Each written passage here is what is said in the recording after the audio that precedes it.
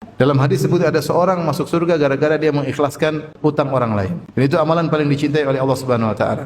Wahabul a'mali ila Allah sururun tudkhilu ala qalbi muslim. Amalan paling dicintai oleh Allah adalah rasa bahagia yang kau masukkan dalam hati seorang muslim. Au tatruda anhu ju'an, atau kau hilangkan rasa laparnya. Au takshifa anhu kurba, atau kau hilangkan penderitaannya. Au taqdi anhu dainan, atau kau lunasi hutangnya. Ya, kita teman punya hutang sudahlah. Kalau alhamdulillah kita masih bisa hidup ya, masih tanpa dia bayar hutangnya, sudah kita ikhlaskan.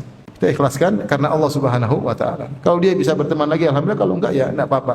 Yang penting mengikhlaskan hutang itu pahalanya sangat besar. Ya, memberi hutangan saja pahalanya besar. Seperti dalam hadis as-salaf yajri syatra majras sadaqah. Bahwasanya memberi hutangan itu seperti setengah sedekah. Jadi kalau kita pinjamin uang orang 1 juta, meskipun dia kembalikan nanti sama seperti kita sedekah 500.000. Apalagi kalau kita ikhlaskan.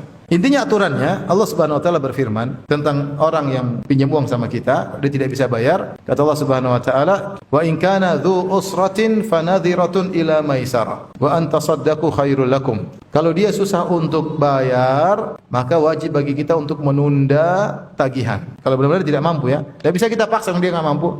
Tetapi kata Allah, wa anta saddaqu khairul lakum. Tapi kalau kau bersedekah, artinya kau bersedekah. Allah namakan kita mengikhlaskan utang itu dengan sedekah. Dan mengikhlaskan utang ini bisa dengan 2 model. Bisa kita gugurkan seluruhnya, atau kita bilang bayar separuh saja. Jadi nasihat saya kepada akhi yang bertanya, ikhlaskan saja. Jadi daripada nagih sakit hati enggak dibayar-bayar. Mending ikhlaskan, pahala jelas lupakan. Udahlah, sama seperti antum sedekah sama orang miskin, sedekah sama anak yatim, sedekah sama janda miskin ya. Ya udah, antum sedekah sama teman dengan mengikhlaskan hutang, selesai. Dan itu akan mendatangkan kebahagiaannya. Saya merasakan bagaimana ketika saya punya hutang sama teman, terus dia bilang udah enggak usah bayar. Oh, bahagia sekali. Pengalaman pribadi ya. Itu bahagia, senang. Lagi susah. Saya pernah gitu. Jadi orang punya uang sama saya sudah siapin. Saya sudah siapin.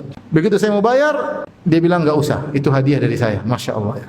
Jadi 4.000 real saya tidak jadi bayar, masuk kantong lagi. Alhamdulillah. Bahagia luar biasa. Jadi bahagiakan saudara antum. Allah alam bisawab.